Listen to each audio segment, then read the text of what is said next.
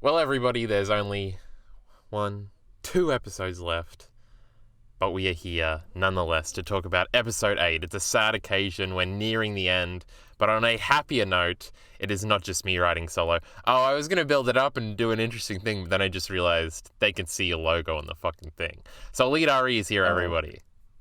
Hello, everyone. I am here. Kyle, he wouldn't dare edit out my picture there to make it a surprise. No. He'll do the. You It's could have great. Here I am exited the here. It's been call. 2 weeks. And I could have told you to join it. That would have been a clever one. Too bad I came up with that without Genius. telling you.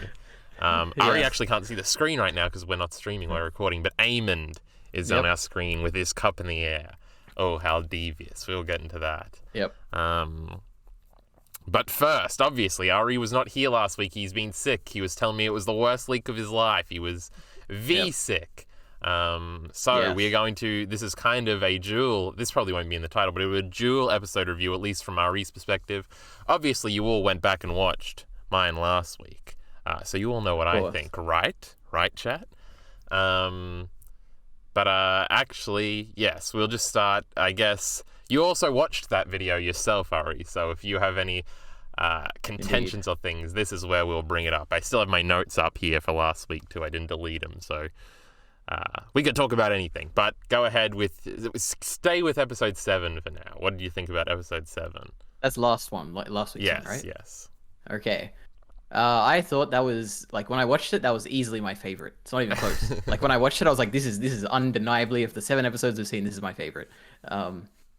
And it's just it's just so great because it's all pretty much every character we know is in one spot and they're all talking to each other. I'm like, I love this. We're getting all the kids. The kids are great. Now they're not kids I mean, they're still kids, but they're not like young kids anymore. Yeah. But I don't know. I really liked it. Like Were you all the interactions, outraged when I even said that it just was seeing bad? like. Yeah, well, I wasn't outraged, but I was like, oh, great. I'm enjoying it more, and you're enjoying it like less as we go on. It's great. But just to, even though I said we're going to stick to 7, let's just say in episode 8, House of the Dragon is back, baby. But we'll get into that okay, later. okay. Interesting. But, this is actually a fun game I wanted to play at the beginning. We're going to do Kid Check. We're going to pop quiz Ari on these kids and see if he remembers their names. So at first, we'll stick, because there are new ones in episode 8, but we'll stay some that aren't even shown but only implied in things you may have missed. So I'm going to quiz you on those ones too. I'm sure. But first, we'll go with episode 7, so preceding Daemon and Rhaenyra's marriage. Crazy stuff there. Crazy. So these not strong boys, Rhaenyra's kids by Lane or Velaryon. What are their names again, Ari? Starting from oldest to youngest. Oh no. Okay, the oldest is Jace. Indeed, right? Jacaerys, I would imagine. Jacaerys. Yes, Jace. My is boy it? Jace. Honestly, I always hear you say Jake, and then I always want to pay attention to the show, and I always forget. It is Jace, but I do say Jake, but whatever. Yes. And then next, he's the oldest, and then Luke or Lucerys, I think. Indeed. Yeah. All right. Hell yeah. And then third one. Then Joffrey, right? Indeed, you got them all. All right. And now we've got Alicent's children, who the oldest is Aegon. Aegon. The first child we ever saw in I'll this. forgive you because the show No, does that's it too. how they say it. Yeah. Embarrassing. No, actually, there was one last episode. One of the kids called him Argon, and I was like, "What the hell? That's a weird a bunch of fucking I've never heard idiots. that before. Illiterate morons. Goddamn Can you kids. believe this? Yeah. But yes, next is the girl, who is called Helena? No, not Helena. Yep, that's it. You got it. it. It is. Yep. It is. All right, easy. And then next is the man with one eye. Aemond. Indeed. And then fourth, who is still not in the show, even though he's supposed to be between Luke and Jace. No, Jace and Luke. Oh God, I don't know his name. He's not in the show. Darion has not shown up yet. They might have talked about him in the video. Oh my goodness. Unbelievable. I still cannot believe that he has not shown up. And I assume he has to have been cut because nobody mentions him either. And I'm like, the fourth kid got cut. You never know. I guess they could just make Maybe him... he's been sick.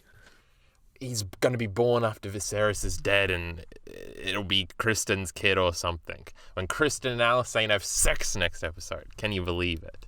Crazy. It's not going to happen. I'm going to be so After 12 years, they finally have sex. Indeed. But nonetheless, poor Darion. He's just gone, not to come back. Now, the trickiest ones of all. The second one in which I always fuck up. What are Daemon's daughters' names? Baylor. That's the oldest one. Yep. Oh, thank God. Because I said that this episode, and I was like, okay, I know this one. And I'm going to be honest, Jesus. I can't remember the next one. It starts with an R, though. An R? And it's not Rhaenyra. Oh, Jesus. Because that's the girl from Fire and Blood earlier on, who I was just reading about. It's like... I have no idea. Ray something. Wait, I guess I should tab over and look it up. But there were also... Well, I guess we're going to do the whole kid check now, so we're crossing over at episode 8. Boy. Do you remember Daemon and Rhaenyra's 2 new kids and their names? Yes. Easy. Those ones are easy. They are easy. Viserys and... Oh, no. I think the other one was Aegon. It was right? Aegon. Okay. God, can you believe it? Encroaching on the other one's name. 2 Aegons. That's not going to be confusing, right? Terrible. Well, very confused Alicent at the end, maybe. I don't know. We'll talk about that. Well, she was confused about something. Hold on. We're on Elena's page. It is Rhaenyra, not Rhaenyra. So Baylor and Rhaenyra. Okay, I can remember that. Rhaenyra. It's a normal name, you know? Yeah, I always get confused with Rhaenyra specifically because the parts of Fire and Blood I was just reading had a Rhaenyra and an Aria, but it's not spelled Aria. Yes.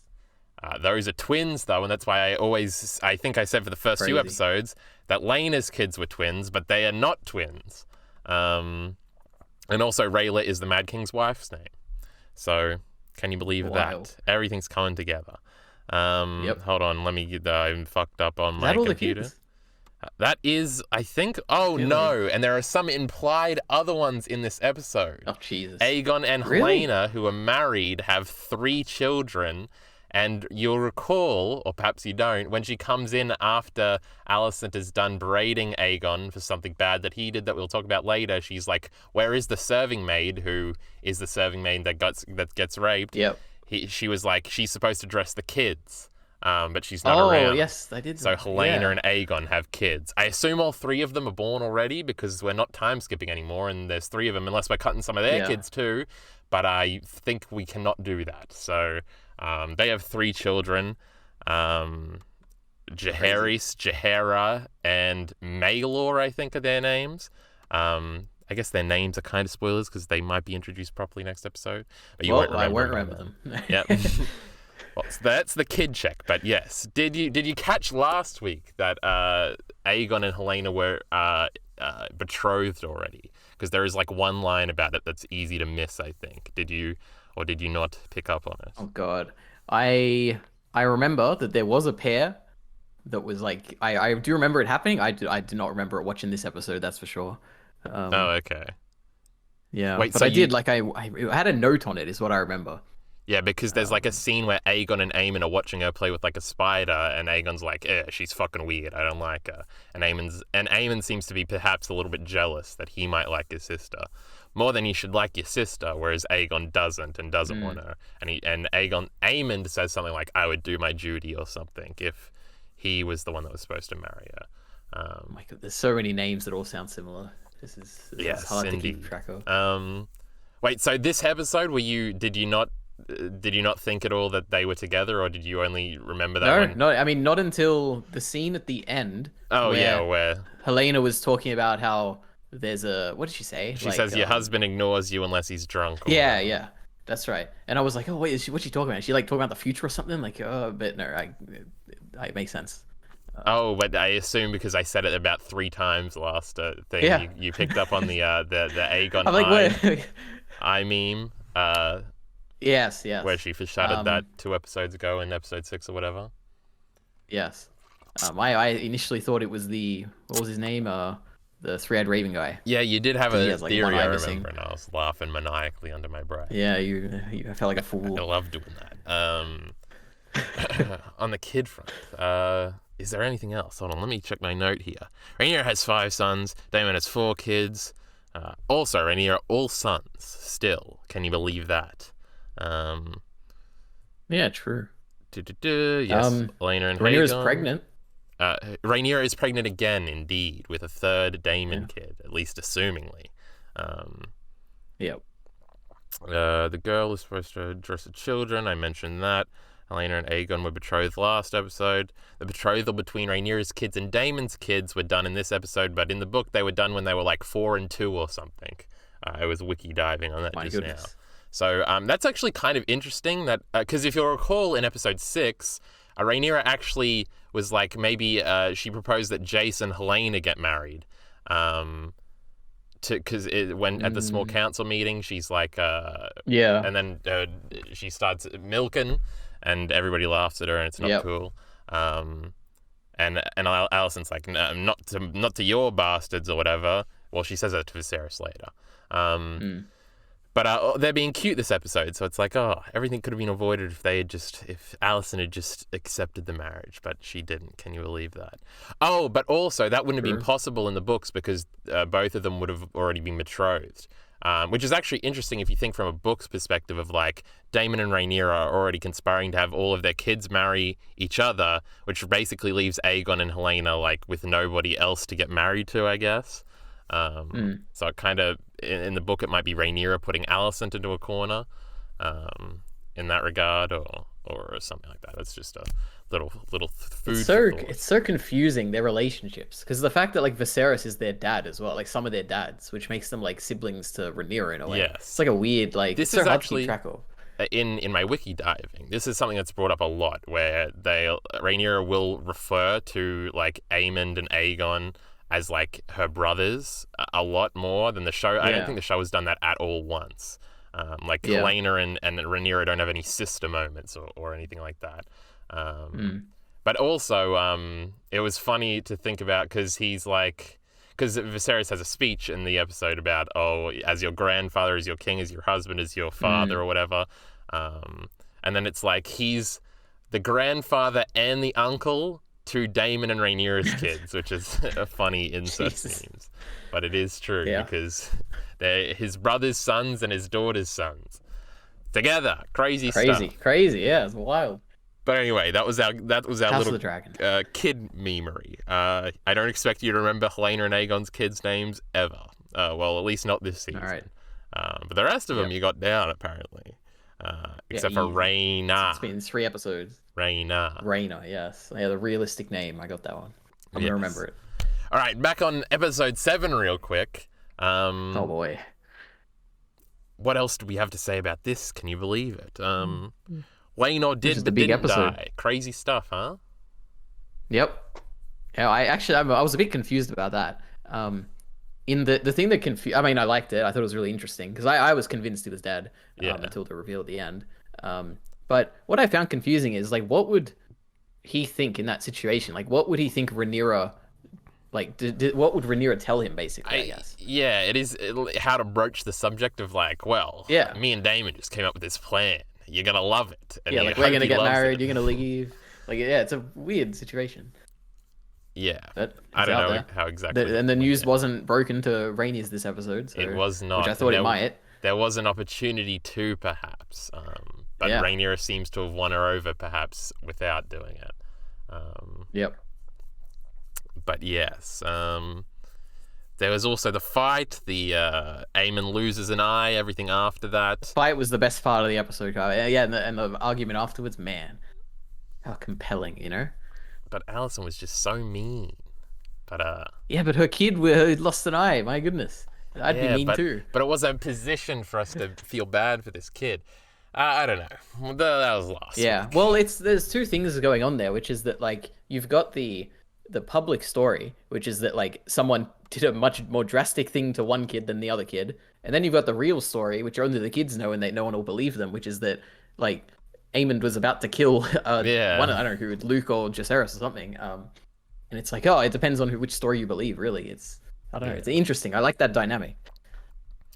It was a fun time. Anything else? I'm just looking through my notes real quick. They name dropped the Greens for the first time last episode, and I remember you had the theory about what I possibly meant by the Greens and the Blacks, but it was actually entirely simple the whole time. The Greens are the Hightower Targaryens, and the Blacks are the Velaryon Targaryens. Genius. And they might be about to fight Ari. Can you believe that? Oh yeah, we got that like superhero shot last episode. It was great. We got like all the team on one side and all the team on the other side. Man, this is great. But one team was so small. It was just like Kristen, Aemond, and Alicent. Yeah. But yeah, but they got Vhagar. a big dragon, right? Yeah. But yeah, and they stole Vhagar as well. Crazy. That he got me didn't fired steal up. it. Man. He just claimed it, right? Yeah, under the cover of darkness. You know, I don't know. It's a bit dodgy there. But you know, they were bullying him. You know, you gotta do what you gotta do. Indeed. I like it. Crazy stuff, emotional stuff. I think we might move in to this episode then, because I feel like this is all fresher in my mind of things to speak about. There's a lot to talk about. Indeed. Well, I guess give us your. Well, I guess you go ahead and give us your overall thoughts on episode 8 then. Is it even better than 7, or how are you feeling? I really liked it. It's hard. Like, I don't. It's either this one or the last one are my favorite. I don't. I think they're both pretty equally good. I think, in my opinion. I don't know. Like, it was interesting that there was a time skip. Because what I really liked about last episode is just how like young the kids were. Yeah. And it's kind of like they don't really know how to act properly, and like it's just interesting seeing them like navigate this like political dynamic.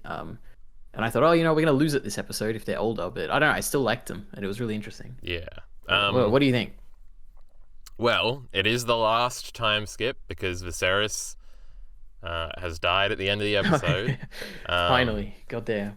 I actually wasn't certain that he did die, but then the preview, the first line is "The king is dead." Yep. Everybody else seems to have assumed that he died. Yes. But in my mind map, I had him dying in episode 9. But alas, at the end of episode 8, I was pretty close. Finally, can you believe it? I was building into a point there somehow, but I forgot what you said before. I said that Viserys was dead. Jesus. And, the kids was what I was talking about. The kids, yes, going away, something. Can you believe it? It slipped my mind entirely.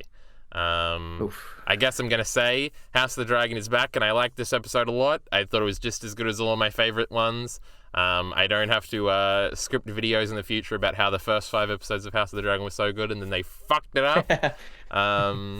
Yes. All it took was Alicent not being evil, and I was completely in again. I was like, yes, this is some good stuff. Fuck, I felt like I was going somewhere with the thingy, but now I'm thingied out, and I have no idea where we're going. The more I think about it, I think I do like this. This is my favorite now that I think about it. Yeah, keep going. I don't know where I was going. I don't know. Everything with Alicent was so good, and her and Rhaenyra. I was like, we need one more Alicent and Rhaenyra nice moment, and we got it. And I was so happy when we got it. I'm trying to think what overall. I guess like the main thing of the episode is that Corlys has been injured, and his succession is now a thing, and this is sort of the framing for the entire affair. Fuck, I am completely distracted by it. I was going to go into this big overall point, but I've forgotten it. We won't mention it again. We will soldier forward. Yes. It'll come back. He has a fever. Yes, Corlys has been stabbed. Him and Rhaenys haven't seen each other in 6 years. They had a fight last time. Obviously, Laenor's death. It seems Viserys. Everyone's death. It's crazy. Yeah, it seems Corlys is dealing with his grief by going to kill people and letting out emotion that way, leaving Rhaenys to basically rule in his stead for 6 years. Yes, and Vaemond, who was introduced at the beginning, is not happy about these strong boys inheriting his house's throne. And he appeals to Rhaenys, who last episode was similarly not happy about this, and she's like, I want Laena's kids to rule. Though a compromise is reached between her and Rhaenyra this episode, in front of the weirwood tree, promising basically that both of them will rule, Laenor's kids and Laena's kids, Laenor's supposed kids, because they're going to get married. And then I guess this plays out, and Daemon cuts his head off, and Lamau, he calls them bastards and whores in front of everybody. Viserys appears. I don't know. What do you have to say about this plot line here? I have a question, I guess, which is that have we seen what happened to Corlys? Like, do we see him at all? Did I miss it? We do not see him this episode. Okay, which is interesting. Yes. But I don't know. I thought it was an interesting storyline. It was great. Corlys is he's obviously what can I say? I don't know. Corlys it's so interesting to have an episode about Corlys and him not to be there. You know? Because he is such like a big part of this whole story so far, at least. Yeah, I don't know. It's interesting. I think a complaint I've had, Minty's definitely had this. I feel like general book people have had this, is that Rhaenys has really not been in the show that much, and she was in this episode a bunch. So it was nice to focus on her, and obviously Corlys isn't there to take the focus away from her. True. But yeah, the Vaemon death is a little different in the books. Rhaenyra has him killed instead of Daemon. Minty's very upset about this because he thinks basically everything bad Rhaenyra might have done, where in Fire and Blood it's left up to interpretation. The show is basically making her the good one and sort of giving all her bad deeds to Daemon, and this is going to come up potentially in 2 episodes. In episode 10, there's a thing where Minty is going to kill somebody in real life if Rhaenyra is not responsible for this bad deed. But ominous foreboding that was. But yes, she is mad at Vaemond. I don't think they ever make a claim, like in front of everybody like they do in this episode. But it's just like Vaemond is sort of telling people, these fucking kids, they ain't gonna rule my family seat and shit like this. And she basically has him killed. He's eaten by her dragon is the big meme. And that's kind of brutal. And I think his family's tongues are ripped out. But that's Viserys orders that. But his family, like the Velaryons. Yes, well, his I don't know, his sons or something. Oh, his immediate, I think they just say his family, which they don't mention he has sons. And now his granddaughter is actually very important after the dance. But her tongue is not ripped out. I assume her father's or her mother's is or something. But I don't think that might be addressed at the very end of the show. Will be like Vaemon's granddaughter's here, Lamau. But I actually don't think so. But it depends how far they go if they just continue on the show after the dance stuff is over. Yeah. Anyway, that's not too relevant. It would actually would be nice if they'd mentioned that, like Vaemon's like, I got a bunch of heirs already, and so I should claim it or whatever. Well, I guess to talk about this particular his claim and like this whole situation going on with Corlys, like who's going to succeed him in the Driftwood throne, is that what it's called? Yep. Like, I thought it's really interesting in that you've got like a legal and like traditional kind of like stake of ownership over that seat, right? Like where it should be the person who has the most right to it, which is like you've got Luke, right? Wait, it's Luke, isn't it? Because he's not the oldest; he's like the second oldest, so he should be the oldest. Will be king. Yeah, and he's like Laenor's kid, so then he would be the most rightful seat there. Yeah. So like, if you're like an outsider perspective, you'd be like, yeah, Luke, you know, assuming he's like a legitimate offspring or whatever. But the only reason that you think, at least that I would think that, is because of like tradition and like the like royalty and all that like kind of like feudalism, privilege or whatever, things like that. Yeah, which is like not something that I would. It's a terrible. Yeah, which is a bad thing. But the fact that like when I'm watching, I want him to like, at least I don't know about you, but I want Luke to be the heir in that situation. Like I don't want Corlys's brother to take over. Whereas Corlys's brother is probably a much better suitor for that seat. Like he will easily be a much better ruler in that position. Yeah. And like it's a weird dynamic for us to root for the person who is the worst choice for that position, purely because of like family ties and like the history that we have with this character. It's a weird. It's a positioning thing, but it's also like a grayness thing, because Otto makes this point at some point where he's like, if war is going to break out with the Triarchy or whatever, and Corlys dies, like who do we want to command those ships that are like currently fighting? Like Vaemond, who is like a seasoned warrior, or a kid. But the grayness, like, but it's all about positioning, really. We're positioned behind Rhaenyra, and by extension her kids, who we see to be nice and we like them. We've been ingratiated to them through many events of the plot, all constructed to make us like them. So it's and other things, I guess, do this not better, but to a like higher degree, where positioning and the moral choice or positioning and the practical choice are sort of like opposed, right? This is like the Ned Robb thing. Like Robb and Talisa, my God, look at them, they're so cute together. We want them to get married, and then well, that causes the Red Wedding. Wasn't too smart, but still positioning in that moment, you're like, yeah, marry her, Lamau, let's go. Yep.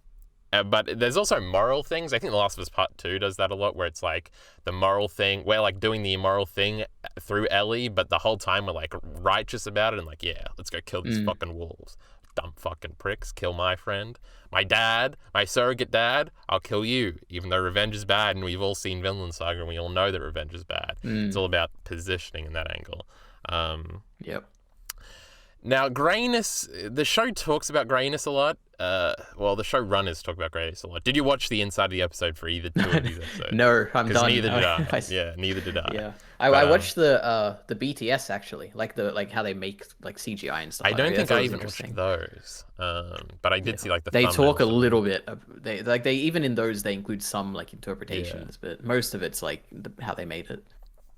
Yeah, Oh, well, they talk about... I was like, oh no, I'm lost again. But no, they talk about grayness a lot.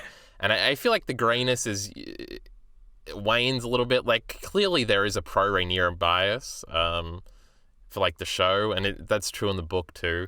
Like, she's clearly, like, the main character. And convention would have us liking the main character, usually. Or at least positioned behind them.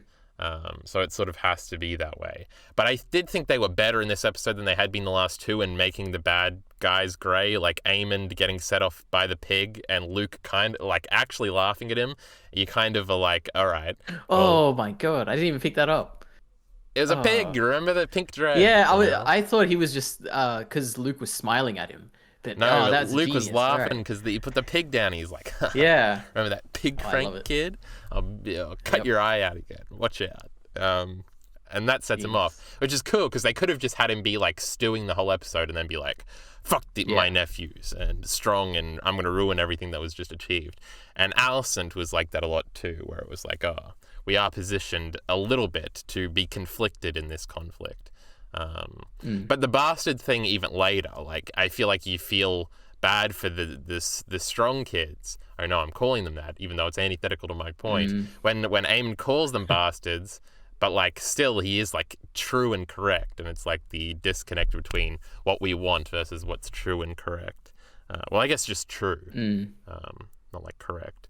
But I'm just remembering, Ari, you're a hating ass hater of Rhaenyra. Do you still hate Rhaenyra? Well, yeah, no. I'm honestly a bit confused at this point. Maybe you have to set me straight here. Of like what's like you got to say we're just talking about Alicent and Rhaenyra. Yeah. Like at this point, I'm just confused why they're angry at each other. Like, right now they seem not to be at the end, right? Well, that's the thing. Up until they apologize, whatever. Like Viserys talks sense to them. Like.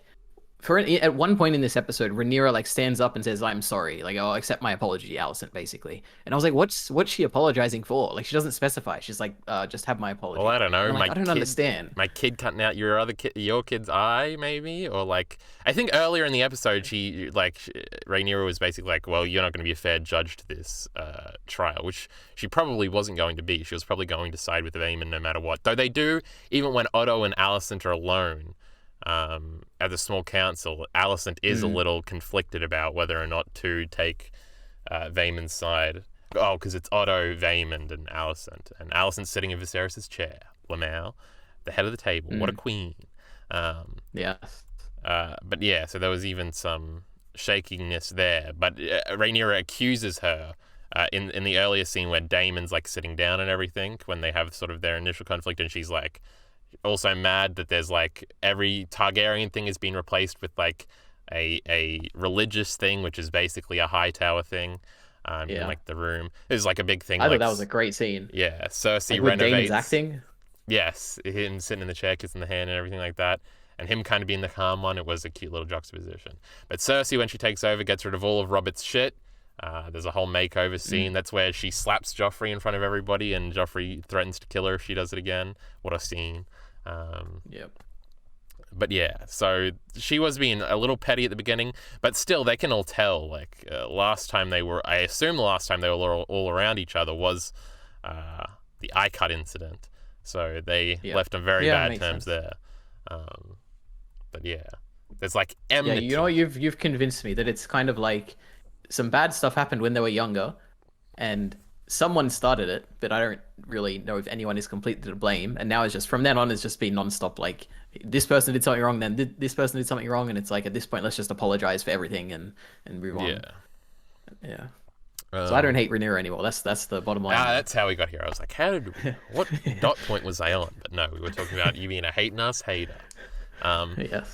Because last time I was talking about how older Rhaenyra was a little more boring, and I still do think that. I still think, I don't know, there was just such personality to Millie Alcock, I think. She was just so cunty all the time. It was so great. And I was in love with young Rhaenyra. What a great character. And I think Emma Darcy she's like stern, like she takes no shit, I guess, especially when they are both like giving the claim and like she interrupts him.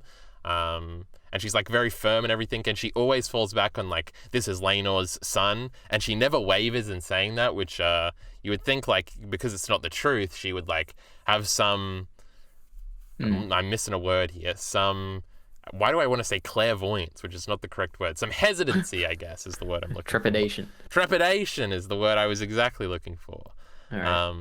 Like in saying that or saying it with such confidence. I don't know. I usually can't tell a lie in such confidence. You got to like say it slyly or something. But she just says it and she's like, yeah, fuck you. Like no hesitancy, no trepidation. Which I think is an interesting character trait. She's firm and sort of aggressive and not a pushover or anything like that. But I don't know. I feel like there was so much more personality still with younger Rhaenyra. But we'll see. It's still a developing story. Alicent, I feel like, had a lot of the younger stuff in her this episode.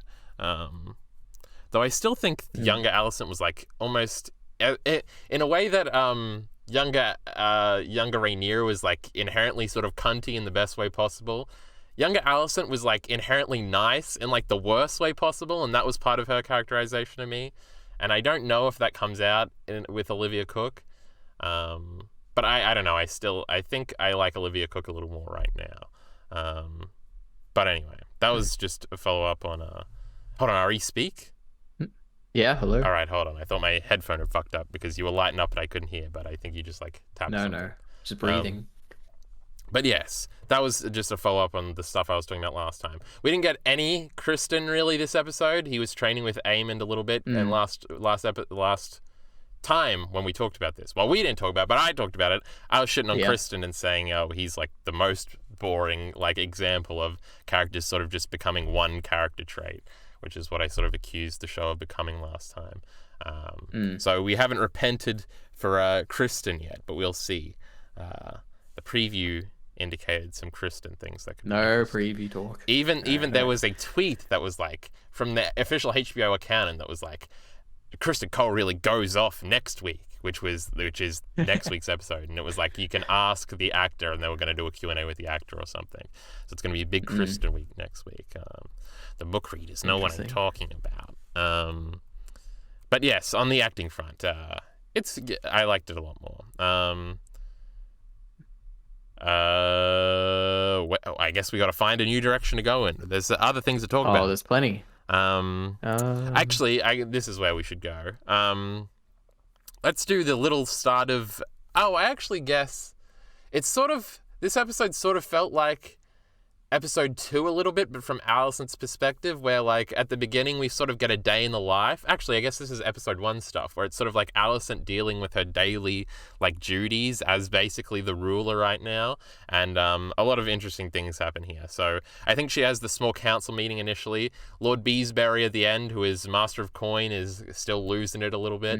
He's going on about things that they seem to have already gone over. I forgot the name of the dude. Jasper Wilde is the name of the dark-haired dude with the beard, who is a few episodes ago, and I was like, I don't even know who that dude is on the council, but he is Jasper Wilde. Yep. Now, I was just reading about a Wilde in Fire and Blood, about this girl who was writing pornography books, who was a Wilde. Oh, no. Can you believe it? How immoral. That is basically how the book says it. The maester who writes Fire and Blood is like, and now we have to bring up a disgusting source. And it's this something wild girl book who she was trying to fuck the king at some point, and she was sent on a secret mission by a Baratheon to undermine a marriage with the old king, actually, from the prologue. I'm up to him now. Cool stuff. But that was the whole thing. So the Wilds, they're all whores. So this bloke's a whore at the end. Right. But he was shit talking something in this episode. But besides him, I think we still know everybody on the council. Maester Orwild, the Black Maester, is here now because the old dude died in the time skip. Otto's back. Jason Lannister is still there. Nope. Yeah, Otto's Tywin why the hell Lannister. is Otto back? Doesn't make any sense. You got to call him up. But I'll right? accept it. Who else is gonna do I'll it? be fine with it. That's I probably think- the biggest. My biggest problem with the show is just the fact that Otto's back. Yeah, and I think it's explained. framed a lot differently in the books because obviously there's no scene of dismissal in the books. Actually, Yeah. I don't think I'm too familiar with why he leaves and then comes back initially. It could just be that Alicent was complaining a lot and Viserys was like, "Fine, we'll bring him back" or Yeah, something. that's what I assume. Yeah. Because this is also after Rhaenyra is left. Actually, I was thinking about this in the week because Rhaenyra is the one that makes Viserys get rid of Otto. Viserys kind of didn't want to do it. And then after being convinced by Rhaenyra, he sort of has that scene with her. So it could be now that the absence of Rhaenyra, he's already got her to marry Laenor. Whatever, bring him back. Rhaenyra can't stop me now. Maybe he missed his old friend Otto. Otto also had that grandfather moment last episode where he's like slapping the shit out of Aegon as he's passed out drunk. That was cute. Yeah, I was a bit confused by that. Like, was there a? Because it's out of nowhere. It's like, quick, get inside or something. And it's like, well, is he just disciplining him as like a parent like figure, his father, right? yeah. Because he seemed to be like drunk and passed out on the things because he was drinking because he's a little shit. Now, actually, in this episode, there are little indications of similar things. Not really with Aegon, but like after Helena does like her speech, he like Otto says like, "Oh, good job" or something, and it's kind of cute, and I liked that. And I think he does something with Aemond as well, where he like nods approval to him. It's increasingly become the characterization pretty clearly that Aegon is sort of this hopeless fucking idiot, and Aemond would be probably the much better ruler, though he seems a little cruel. But he's like seems like unhinged. Yeah, it's wild. He I don't know seems why, kind of ideally what Alicent and Otto would want Aegon to be, or what they're sort of coaching him into being. But yeah. That's all cute characterization. There's clearly like a jealousy between the brothers type thing, where Aemond is sort of the better one, but just because Aegon is older. Also, he's now like way taller than him, and everything that gets into that. Also, another tiny detail I noticed: Millie Alcock is like 4'3", and Emily Carey, who was younger Alicent, is pretty tall. But now it's swapped because I noticed in this episode, Alicent is looking up to Rhaenyra. And I was like, they should make a joke about that right now. Because this is in their scene when they're like rekindling. She could have been like, how is it that you're so much taller than me? I don't know. It's literally a Naruto scene that I'm thinking of right now. When Naruto was the shortest Gurren Lagann kid. scene as well. Yeah, and then when he grows up, Naruto is the tallest one. Can you believe that? Oh, crazy. But yes, I've heard the Gurren Lagann thing in videos about how it's Simone, right, is the main character? Or is that his girlfriend? Yes. Yeah, so he gets tall like his idol dude who dies early. Crazy. Can you believe it? Spoiler alert.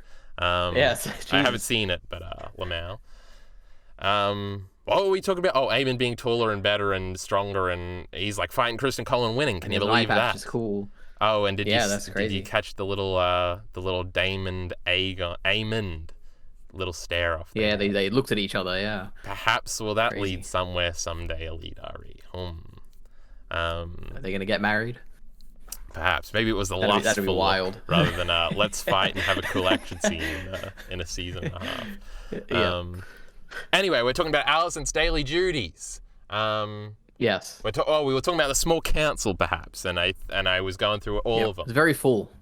Yes. I think we went through all of them. Master of Ships is the Lannister dude, because Corlys got kicked off when he left.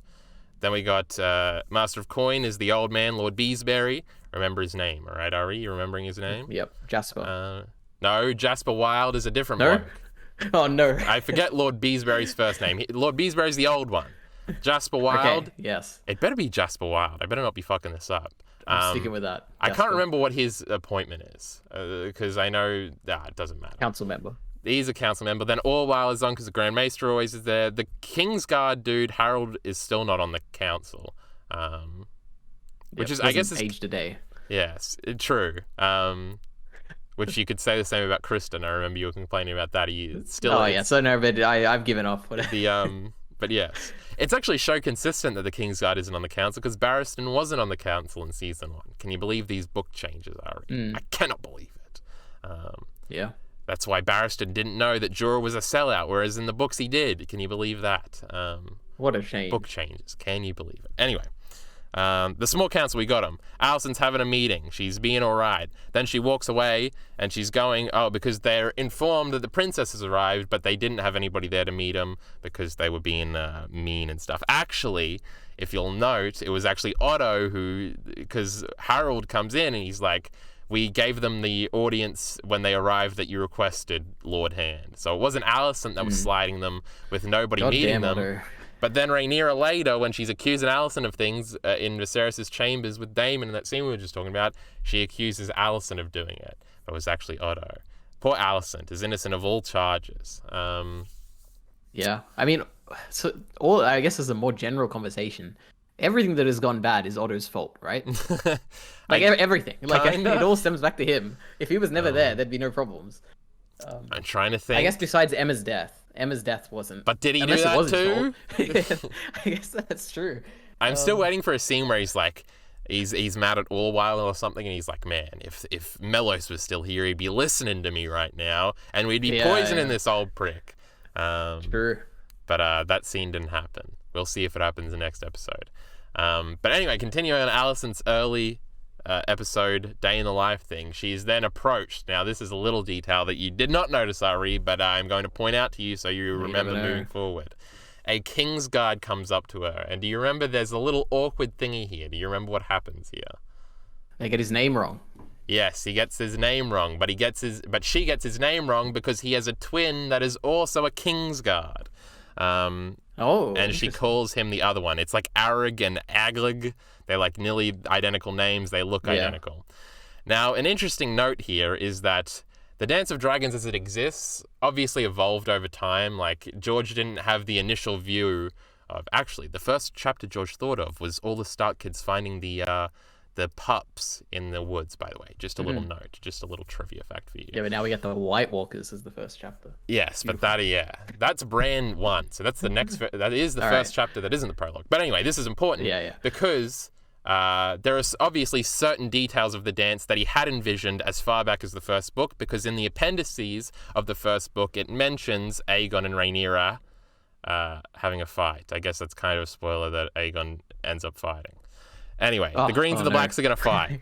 And there actually is a difference. They have the same parents, and they're only 1 year different in age. But that's all that's mentioned of the dance in the first book. There's actually, that's not true. But in the appendices, it's just like, because it's listing through the Targaryen history, and it mentions them.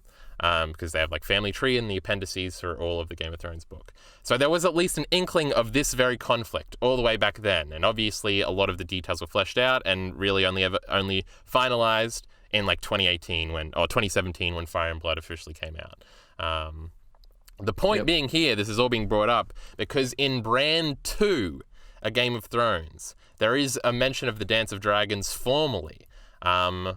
And it mentions these Kingsguard twins. So these two are some of the like formational ideas of the Dance of Dragons. They actually won't have that much of an impact, I don't think, in the show overall. We will get more of them in the next 2 episodes, I believe, quite seriously, and then after that, perhaps not.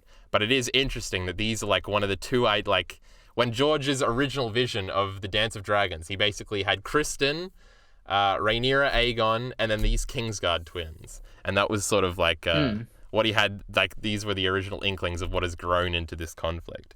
But it is wild that these 2 twins are mentioned so early in the books, because it's like even Kristen, like I remember I brought up to you the Kristen parallel with the Dornish story in a later book. Like that's in like the 4th book. But these 2 twins are like mentioned at the very beginning of the first book, because Bran has, and Bran 2 is like the first 2 pages are about how he wants to be a Kingsguard, and he goes through all the famous Kingsguard in history. And he's like, there's Sir Barristan, he's so cool, and I'm going to be like him one day. And then there's the Kingslayer, that fucking evil prick Jaime that's going to push me out of a window at the end of this chapter.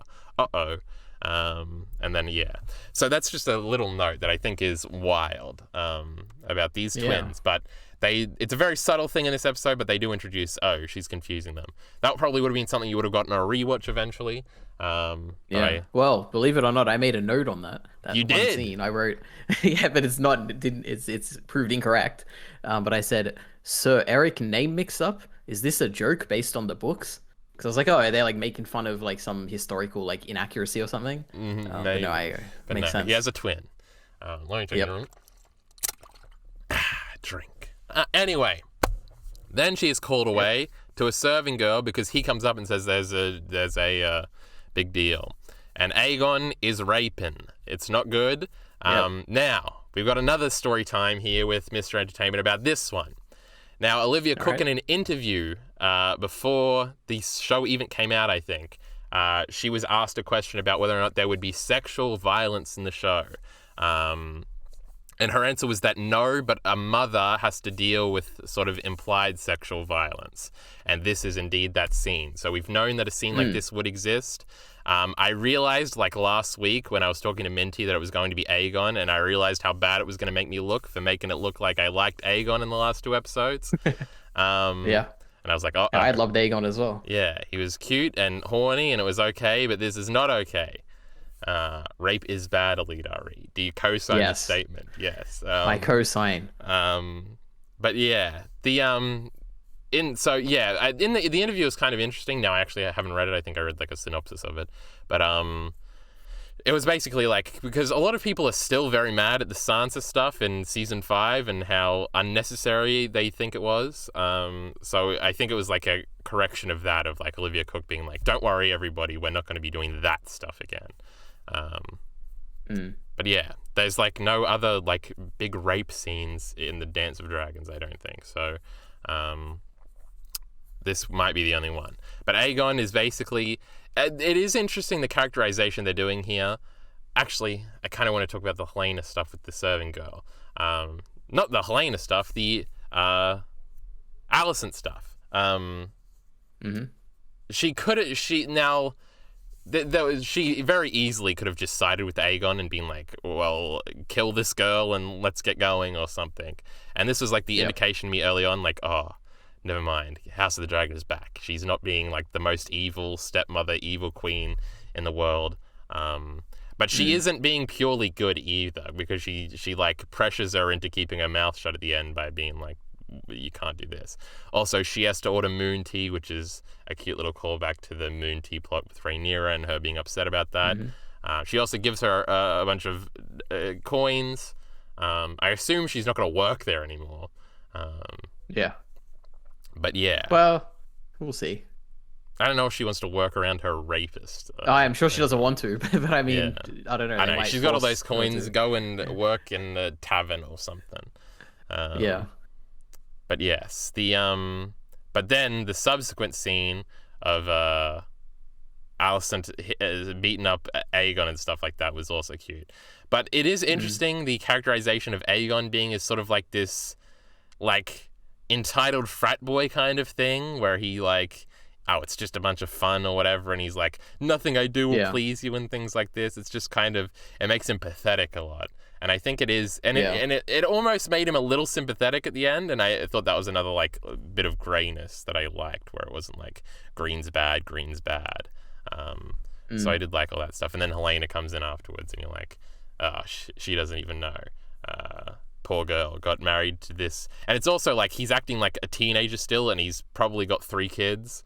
So it's like, what a fuck up this kid is.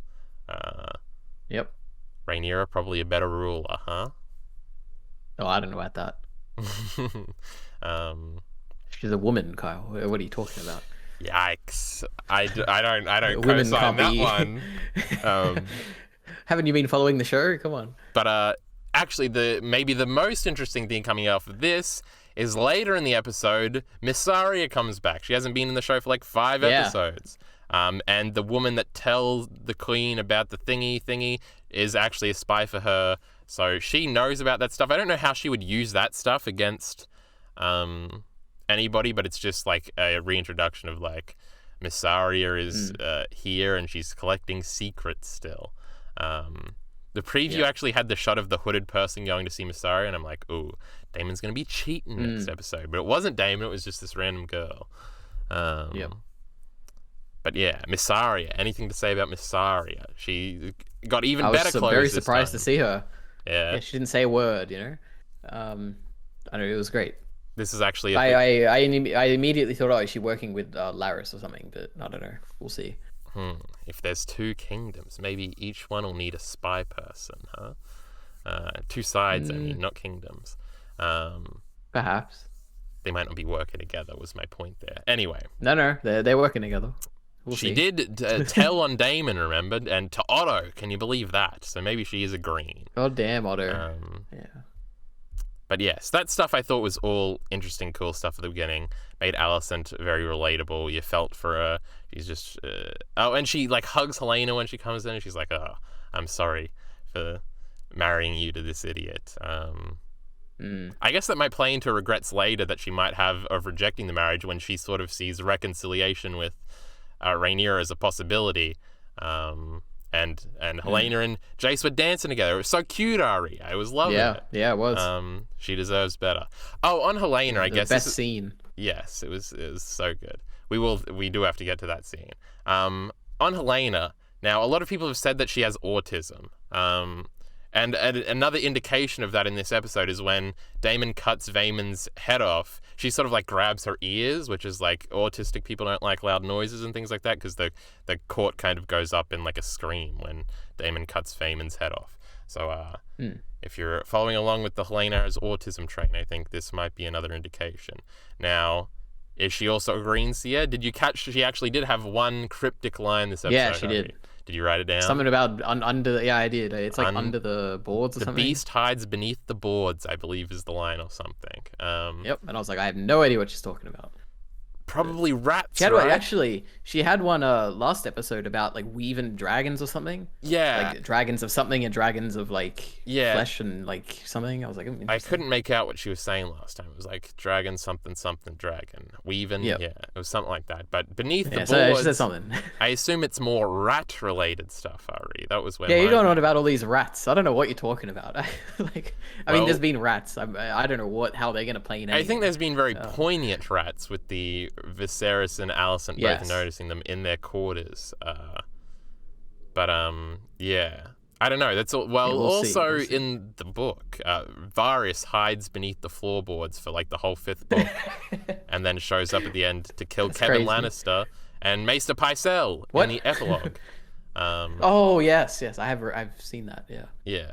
Probably watched the cool audiobook, like 5-minute version that's on YouTube, where I might have played that on stream one time, and it's Varys' big speech about how he's going to put Aegon on the throne, and show watchers be like, "Who's Aegon?" Yeah. But yeah, they actually give that in the show to Qyburn mostly, right? The little kids all stab Pycelle in episode 10 of season 6, and how does Kevin die? Kevin gets blown up in the Sept, doesn't he? I don't remember. Does he? Did Cersei kill Kevin? That's not nice. Yeah, he was just a kind guy. Yeah. But Kevin was so good at ruling that he was going to stop fucking up everything Varys had worked so hard to fuck up by putting Cersei in charge. Can you believe this Kevin prick? So Varys had to get rid of him, and then he gives an evil speech over him because Varys is not a nice person in the books. Yep. But the whole point is that Cersei is actually paranoid that Tyrion is secretly hiding in the secret passages underneath the crypt, underneath the keep, and she has like delusions about that in like the 4th and 5th book. So there is like this reference to you can hide anywhere in the Red Keep. There's secret ear holes for you to listen into secret conversations everywhere. This might be how Varys knows about a bunch of things. It might be how Laris knows about a bunch of things. So it could be a warning that ears are everywhere. Though if it is rats, there is a rat thingy that's being built up to that I allude to a lot. That book readers laughing at EliteAri right now. But I think it was rats. But it was cute. Helaena I liked a lot coming out of this episode. How she just... Somebody be nice to her, right? And poor Jace was being so nice to her. It was a thing where, like, so far she had just had, like, those vague, cryptic lines, and she actually did have, like, proper lines this episode. So I was like, cute, be nice to her. And Jace was. is there anything outside of the big scene to talk about at the end? Wait, at the end? Oh, we got the whole Oh, that's what I Viserys mean. walking into the throne room. Yes. That's such a great scene. Like, it's so long, and you see him, and everyone's seeing him for like how he's declined and everything, and it's amazing scene. Yes. Now, EliteAri, this is why I love you. All right. Minty was complaining about this, saying that it was shit and that he hates this fucking old man and that it was all his fault, and he was complaining about it, and like they played this dumb dramatic music and it was so lame, it was laughable. He said it was hilarious, in fact. What a hating ass hater. Yeah. I mean, you can feel free to hate it. No, I liked it a lot. I thought it was sick, bro. All right. Good. But yes, he comes in to save the day. It's interesting that he defers to Rhaenys when nobody else would, and it is like the logical thing. Like, obviously, Rhaenys would know what Corlys would want. They're married, and it's like he's always nice to Rhaenys, even though he was forced to steal the throne from her. And it's a cute little thing that he's always like that. He never is mad or mean to her. And he's dead now, so he never was. Can you believe that? That's cute. Yeah. What a good bloke this Viserys is, huh? But yes, he walks in. Oh, absolutely. Yeah. He like falls down a little bit, but then Daemon helps him up, and everybody on Twitter's going crazy about this. They're like, I cried when Daemon put the crown on his head. It was so cute. And I liked it too. Yep. That's all there is to it. Good scene. Nothing else to say? Like, it wouldn't... I mean, I would just say that the fact that... I think what makes it so good is the big build-up. Like, not the build-up, the big... Like, how much emphasis they place on it. And the fact that they use that, like, emotional, like, over-the-top music for this scene. I think that's what makes it such a good scene. Like, you don't have to have... like, it doesn't even need to be a good scene. I don't know. It's just something about it where I'm like... Watching that and not having anything happening, but it's just him walking with this music, it makes me just think about his story this whole time and think about how it's led to this. And it's his last stand. It's the last time he was in that room, I'm pretty sure. It's sick. Yeah, he's like, I'm going to do something now. Like, as I'm dying, I want to try and fix things as much as I can, and I'm doing the best I can here. I don't know, it really got to me. I like that a lot. The, fuck. Oh, and adding to all this ambience was, Harold comes in and does the titles thing for maybe the first time in the show, where he's like, he announces him in all of his titles and makes it feel grand too. Now also this shot, the shot of him with like the face mask on and him hobbling, was in not any of the original trailers, but I think after like episode 5 they put out like a trailer with a bunch of cool images that I think most of them have been in these last 3 episodes. But one of them was him with like the face mask on. It was like, man, poor Viserys. But yeah, in context it was cool. Yeah. Does anything else happen in that scene? He starts getting sick afterwards, and like Alicent runs up to help him. Yep. I like that actually in the episode throughout they do like, there's such an easy thing, and it was almost looked like the direction they were going to go in the end of episode 5 and then going into 6 and 7 a little bit, where it was like, oh, Alicent actually like hates Viserys now and is like disgusted by him, whereas and like these moments where she helps him could be played off as like her just doing it for like performances, but then at the very end we see her being like really nice and like gentle with him when they're alone, and she's like feeding him his drink, and I was like, oh, Alicent isn't just evil, Ari. House of the Dragon is still good. No, so kids that are evil. Yes. Or maybe. Which is not, I mean, we'll talk about it. Yeah, but that was all cute. Oh, there actually is one note before we get into the dinner scene. Daemon goes and gets a dragon egg out of a little cluster thingy. He gets 3 eggs. Yeah. Yes, there was 3. One for each of his children. I was initially like, oh, is this going to be the Danny egg moment? But no, I'm pretty almost certain that it isn't. Because I think these are given to his 3 kids, and they may or may not hatch. Yep. Kyle. Just shut up. More dragons, Lamau. Do we need them? Probably. Yes. They also have never shown. Walkers. Yes, of course. They've also they've still never shown Helena or Aegon on their dragons. Sunfire and Dreamfire. I guess you I'm sure we'll see might it. say that's a spoiler because maybe. I guess there's been no indication that Helaena has a dragon, but she does. Lamau, spoiled. Well, I assume they all have it, except for Damon's kid, youngest kid, I think. Now they don't youngest girl. address that. Now, I guess I won't say anything. Yes, don't know. I mean, the only reason I think she doesn't have one is because she talked about it when she was in that Pentos place. Yeah, that was like 10 years ago. That's true. Yeah. Anyway, doesn't matter. But yes, Daemon got eggs. Lamau. Yep. Now dinner scenes. It was going so well, EliteAri. Can you believe it? Yep. And then it wasn't. We had the Aegon Lamau trying to flex on Jace, and like flirt with Baela, I think, is the older one, which is married to the older one, or betrothed to the older one. So Yep.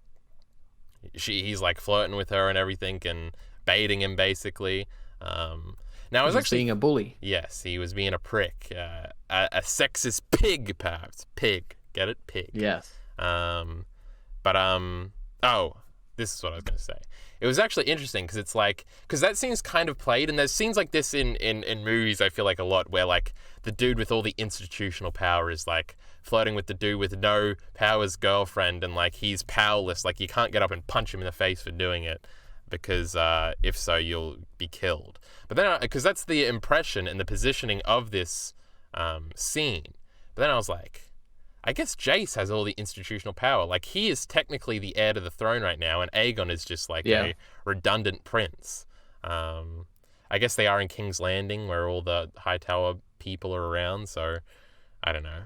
If Jace had punched him then, I guess everything would have just ended up pretty similarly. But it is interesting later that Aemond fights the older brother and Aegon fights the younger brother, even though it should be the other way around if we're going by ages matching up against each other. But yeah, he beats up Luke and Jace and Aemond seem to fight. Terrible. I guess the best scene in the episode is the Viserys speech. It was so good. Absolutely. Yeah. Well, I mean, it's he talks about how let's all put this in the past, basically. Well, he takes off his mask and he's like, "You got to see me as I am," and it's like, I love you. Yeah. It's like, because he's done this a bunch, right? He does this every time there's conflict, and sort of even as I've watched like reaction videos, that everybody kind of progressively makes fun of him for like no, they're not going to just be friends after the stabbing thing last time. But this time it was the best one so far, and you really felt it. And you're like, man. And then because gross burping. Because I knew, because there's like a famous passage, and this is one of the big moments, is Aemond at a dinner saying "strong boys," like you'll be strong boys, and he's not saying it directly. What a great line. But yeah, that's like a famous thing in the book. So I knew that was coming. So as Viserys is given the speech, there's like this dread hanging over me of like, oh no. And then it starts going well when Jake stands up and Helaena stands up and they give nice toasts, and Rhaenyra and Alicent both do it. And then I'm like, oh no, Aemon's going to fuck it up because he's going to stand up. But then I was so happy when Viserys has like a fit and they have to take him out. His lasting memory, Ari, is that they're all going to get along. What a man. Can you believe it? I actually teared up in that scene. I never too. thought it would happen in this show. I couldn't believe it. But yeah. Oh, don't worry. I would say it. It was during the speech too. Man. It was like, it's like Viserys is finally... I mean, for me, it's like when you finally see Viserys see a happy moment. His family is all getting together. It's just everyone is so happy. It's so great. I just want poor Viserys to be happy. Man, I wish I could. Yep. I want to get it up and have the subtitles on and like get it line by line. What is he saying? I've got one line here which says, "For the sake of this old man who loves you all so dearly." Yes, that's the one. Like man, what a line. Yeah. It felt like a Vinland Saga scene, but I can't put my finger on it. It might just be the Leaf Thorfinn one from the most recent arc. But also he looks but also he looks that's right, you didn't like that one, Lamau. But He kind of looks like King Swain, huh? Like the balls on his head and shit like that. I was getting some Vinland Saga vibes. Can you believe it? I just had the thing up, and he just said that line, that loves you all so dearly. And even Daemon is sitting down, and he's like looking at him, and Oh, we also didn't talk about the initial scene where he's introduced to Viserys and Aegon. And he makes the joke about how Viserys, it's like a name for a king. And it was like, so he's cute. still there. Yeah. Oh, yeah, because they play into it of like he's delusional, then he has these moments of coming to, then in the throne room, he's like all there, and at the dinner scene, he's all there, and then again at the end, he's a little gone again when he's saying things to Alicent that she's going to some secrets. Yeah. But yeah. Yep. Oh, and he says, this is no longer a handsome one if it ever was to begin with, and it's like, Yeah, I think this episode made Viserys easily my favorite character, like so far. Now I was a Rhaenyra simp, but she has fallen a little bit. Is Viserys? Alicent's gone back up again. Daemon's over there in B tier, where all you simps like him so much. Oh, you cut out for a second. Well, I was just, I guess I should pause the episode. But I was saying Daemon was in B tier. Did you hear that one? That was a hilarious joke. No, I didn't. He's a bitch boy, B tier. Very funny. I think the audience will hear it anyway, so I don't have to repeat it too much. But yes. Cool. I guess Rhaenys and her limited scenes might be my favorite character. But Viserys, he's so cool. Just loves his family. Wants them all to get along. How can you fault him in that? Yep. But yeah, it was fucking sick. I don't know. Everything about this scene was so good because I don't know. I'm a simp, and seeing Jason and Helena be nice, it was so cute. I was shipping them already. Oh, and also it was such a good move because Aegon was flirting with him, and he then went over to his wife to dance when nobody else was dancing. So it was like a flex. Yeah, that's great. Oh man. Oh, also, but there's so much like the kids are gonna cause all these problems. That's the thing.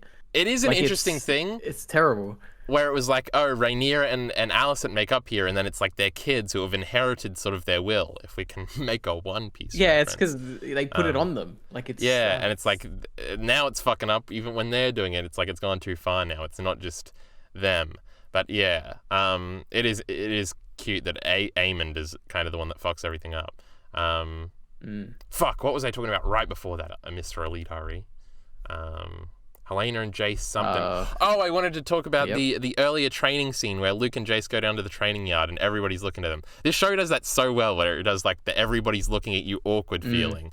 Oh, and even at the dinner where Alicent and Rhaenyra are like looking over at each other but looking away, and they never quite catch, and then Viserys is like in the middle kind of looking at them. A lot of looks in this show. I like it. Has such a palpable awkwardness to it. They were doing this with the funeral scene in the first episode. They've done it before. They're good with the awkward family stuff here.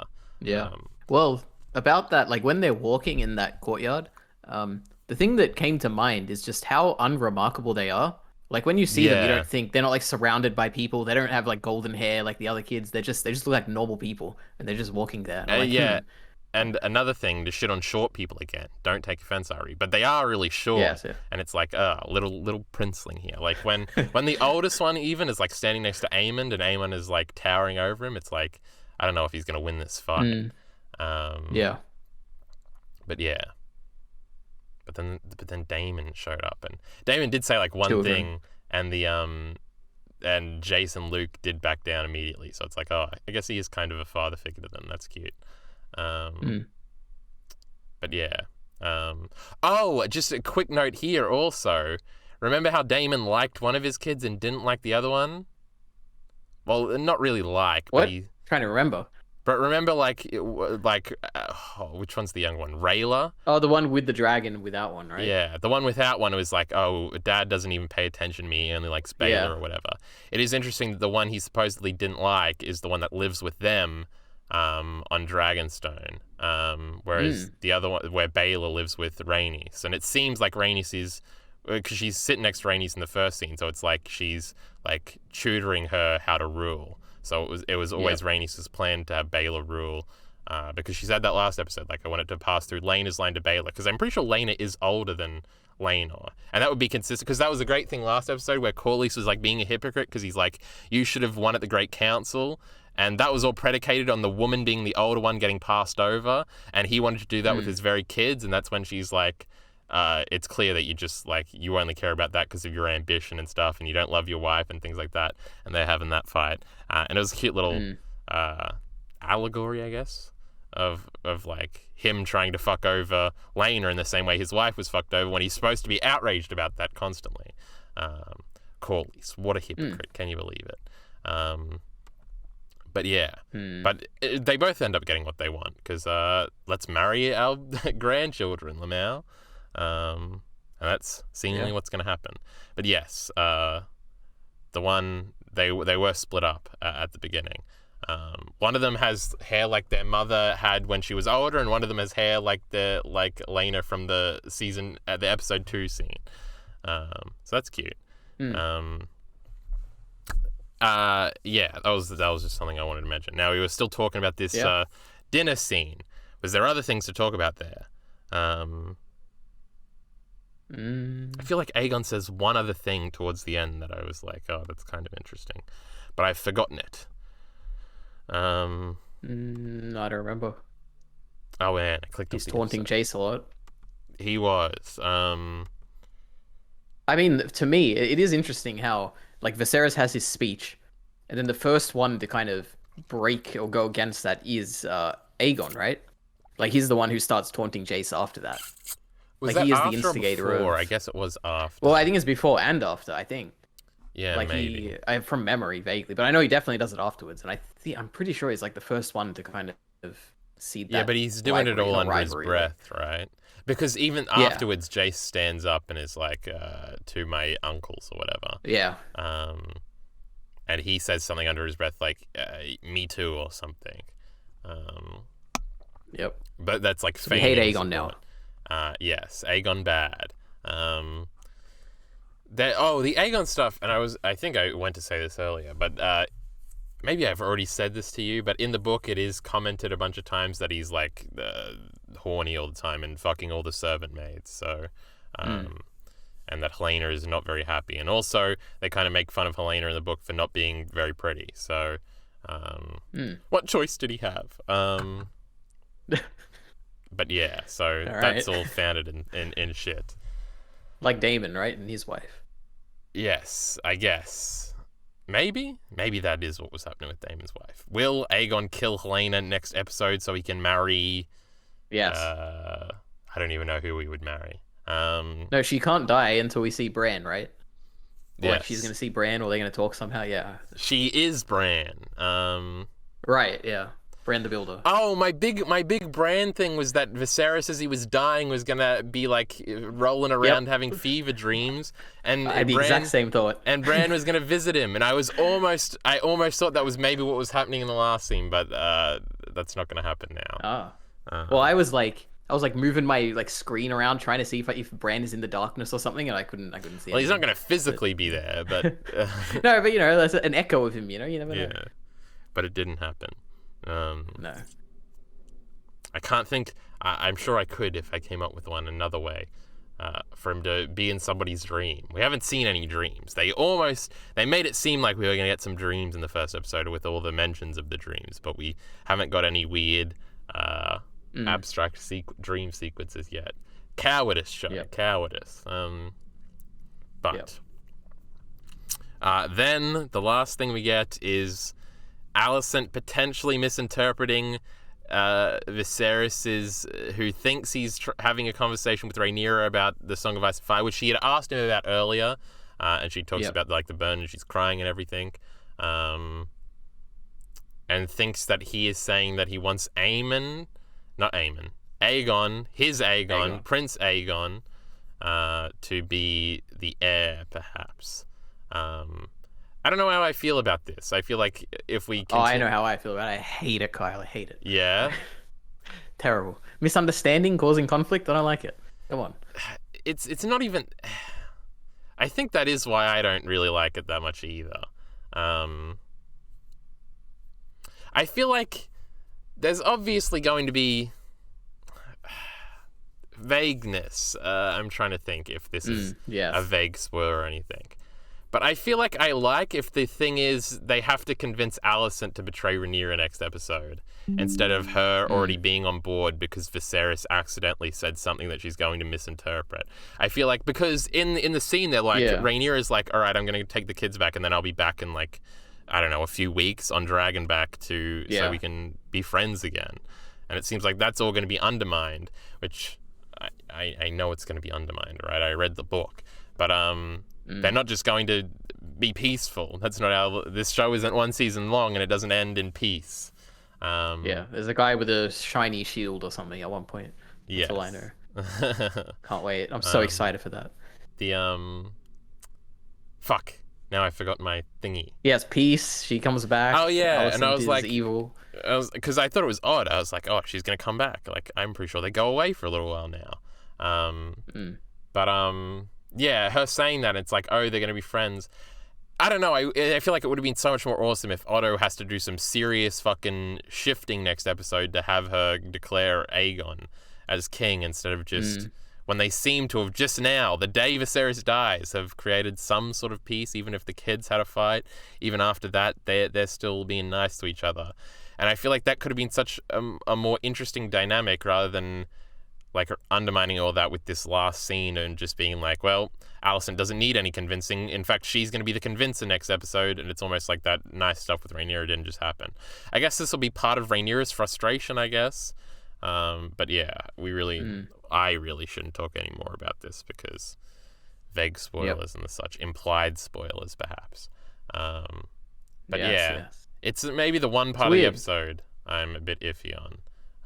But I can see why they would want to tie in like the Song of Ice and Fire to Viserys' death. And remember this is all the thing that weighs on him. This is all show original too. Which is interesting. Like I see why they would do that, but I don't see why muddle what's happening with Alicent into that. It's a strange thing, and it seems like it's going to be a bigger deal, is what it feels like. It might not, but like. Because now they've made this secret, like Aegon's secret, a big deal for Rhaenyra and for Viserys. But now it feels like Alicent is going to be a big part of that as well. And it's like, how's that going to tie in with like? Well, I don't know. It's weird. Is she going to be obsessed with White Walkers now? But I don't think she was listening to any of that. I think she just heard Aegon, and I don't think she'll ever say anything about any of that ever again. It could be a really cool scene if in like 3 seasons, her and Rhaenyra have a conversation after they've killed each other. I was going to say the same thing, but I was going to say next episode if they have a conversation about it. No, I don't think they're talking again for a few seasons, but yeah. That'd be crazy. It would be cool if never mind. Vague implied spoilers. Yes. Alicent is dying next episode. Yes, so she can't have any conversations with Rhaenyra into the future because Otto's going to kill her. And then he's going to be like, I'm queen now, bitch. That'd be crazy. That'd be wild. But it's not impossible. Fuck, I was going somewhere with something, but I've forgotten something again. Yep. The Song of... I was going to say, because last episode, when like she's holding the dagger up, it's like in front of the flames, and Rhaenyra sees like the inscription on it again. Yeah, and like I think that's part of her thought process in that scene of like, this is all silly, like maybe I would just surrender this stuff, but I've got to be queen because of this. And if you remember, this was like implied when Kristen wanted to run away, and she's sort of like, no, I got to do this for the Aegon thing. Yeah. So when she talks about her burden to Viserys in this moment, she's like thinking about that, like, I gave up the Laenor life with Kristen, and like I'm fighting with Alicent because I have to be queen, and I can't just let her kids be queen and like just chill on Dragonstone for the rest of my life, because I gotta unite the kingdoms and shit to fight vague White Walkers that I'm not sure are White Walkers yet. Yep. But yeah, and like again, like that being brought up here, there is like a group of people online that hate like all the dagger stuff and think it's stupid and just like basically a pathetic attempt to try and make season 8 better. I actually like it for that, for thinking of it as exactly that. But now it's become a I plot don't know. point, so it self-explains itself in the narrative. So it's not just fan service. Yeah. But now it's made me like it less. I wish it was just fan service. Yes. But that is Maybe we'll get a novel storyline to the show at the North. You know? a Wouldn't that be novel crazy? storyline. Like it did. No, sorry, novel as in like new, like not in the books. Oh, okay. Complete opposite of in the novel. Yeah. I don't think we'll ever see the Wall in this show. I don't either. No, but I mean, it would be. Well, it'd be you don't know interesting. shit, Mr. Ari. All right, I'm in the know Well, here. I have a general impression of what's going to happen. Like, it's going to be focusing on House Targaryen. I don't think We're they're gonna going go to North Winterfell at some point. What? It might literally be in 2 episodes. That's crazy. But, That's going to be crazy. I never thought we'd go to the North. Man, all right.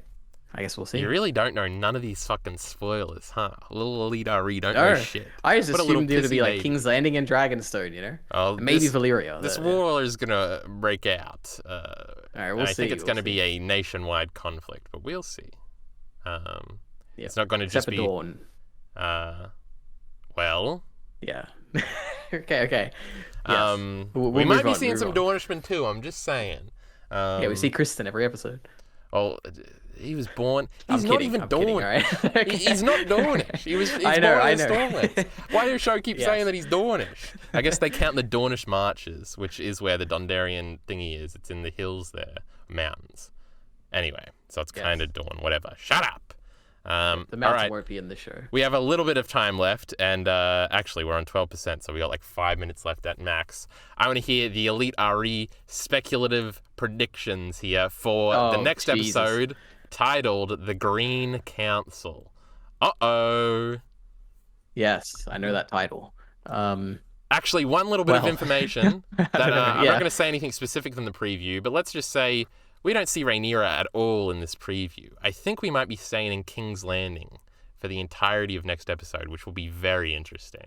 So, predict Like episode away. 1. Yes. Jesus. I mean, there's so many interacting storylines going on here. Viserys will be dead. There we go. That's my first prediction. Maybe I'm assuming there will be a funeral or something. I don't know how it works in like Westeros, but like there'll have to be something about his success. Like it'll all be about his succession, is what I'm thinking. Well, there's usually a Like, coronation I don't know, and a yeah. funeral, so who are we coronating? Yeah, like I don't know what order that all happens in. Yeah, coronation. That's what I mean. So I assume. Oh Jesus. I mean, for there to be conflict, which I know there will be conflict, Alicent will have to name one of her kids king or queen.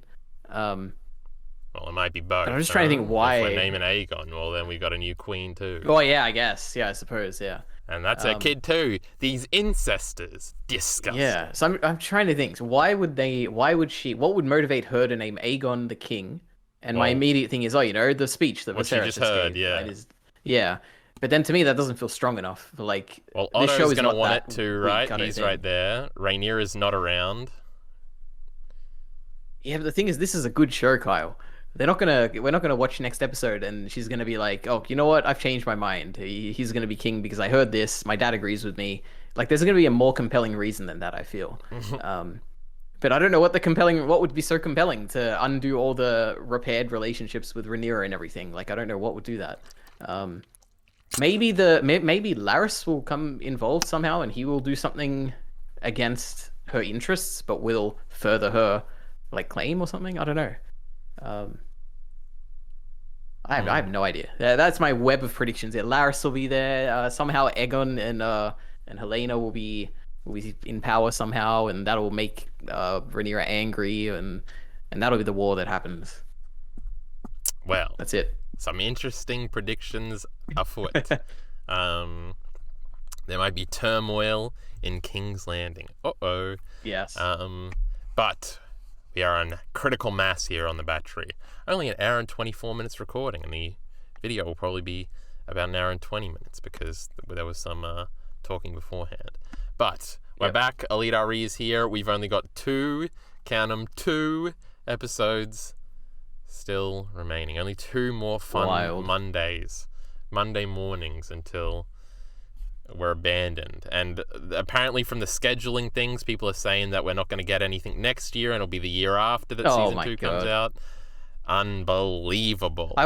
You know what? I was thinking about, like, at some point there's going to be other shows as well. And how are they going to interweave that? Are they going to be like 2 in a year, or are they going to space them like a year apart, like Star Wars? Or like, what's it going to be like, you know? Aren't these Star Wars ones coming out like every fucking month? No, that's Marvel. Star Wars is like one Didn't a year. You already have Obi-Wan this year, and now this Andor shit is out? Yeah, but that's as TV shows, alright? We don't care about TV shows. Star Wars is movies, alright?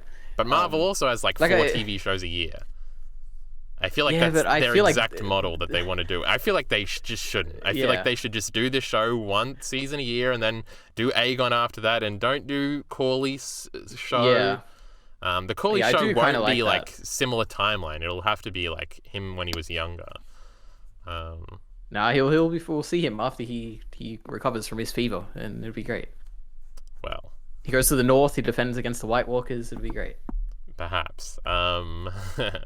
But yeah, it'll be in Hardhove, and I really don't want them to do like little shows where it's like a small show about this one character in this one. Just do there's enough there to just do this as a big one for like 4 years, and then do Aegon afterwards, and then you can continue on chronologically from there, and you could probably get like 6 or 7 seasons out of Aegon through to Viserys, and by the end you'll be referencing House of the Dragon thing nostalgia in 10 years when Viserys is born and Daemon is born. It'll be great. Rhaenys will be running around, and then by then Fire and Blood Part 2 will be out, and you can do the rest of it. Beautiful. You have a plan. That's 3 books. That's George's like 3 books to write. Oh my goodness. Winter will be out. Oh my goodness. George will be dead in 10 years, right? Oh no. No, he's got plenty of time. Don't worry. He's 72 or something, and he's kind of fat. That's he'll be right. For old people. Don't worry. Yes, he's going to get all the books out, including the 2 Song of Ice and Fire ones he's still got to do, Fire and Blood, and the rest of these Dunk and Egg books that he wants to do. Can you believe that? Yep.